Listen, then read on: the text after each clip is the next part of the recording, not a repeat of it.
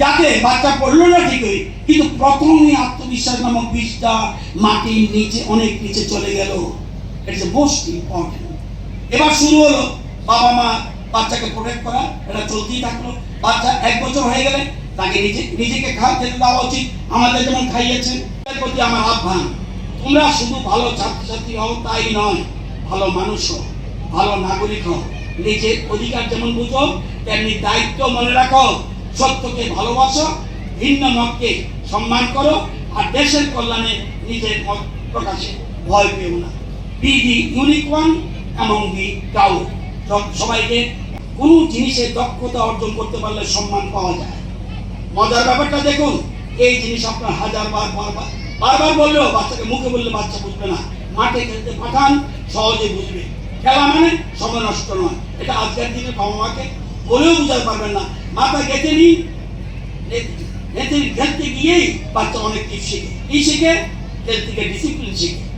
তাই আমি বলবো যে এই যে জিনিসগুলি ফর গডস সেক বাচ্চাকে খেলতে দিন এবং তাদের মতো করে চলতে দিন, দেখবেন আত্মবিশ্বাস বেড়ে যাবে।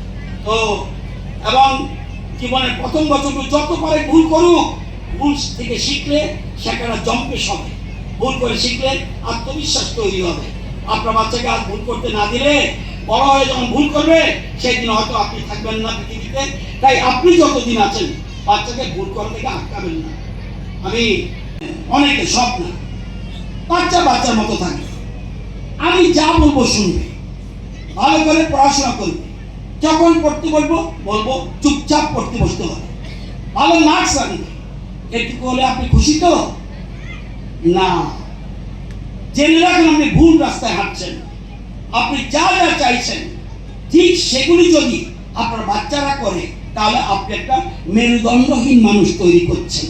খুব গুরুত্বপূর্ণ জিনিস মনে রাখবেন, কারণ এর বেশি কিছু পাবেন না।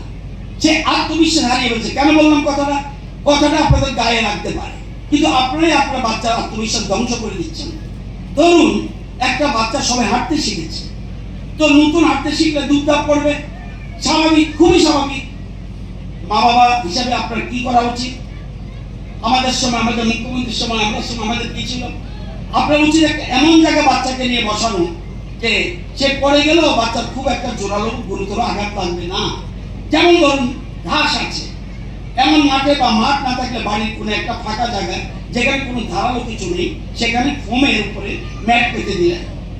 বাচ্চা এরকম অবস্থায় বাচ্চা এরকম জায়গায় নিজে থেকে হামাগুড়ি দেবে এবং তারপরে একদিন হামাগুড়ি দিতে সোজা হয়ে দাঁড়াবে, তারপর ধপাস করে সামনে বা পিছন দিকে উল্টে যাবে, আবার উঠবে, আবার পড়বে।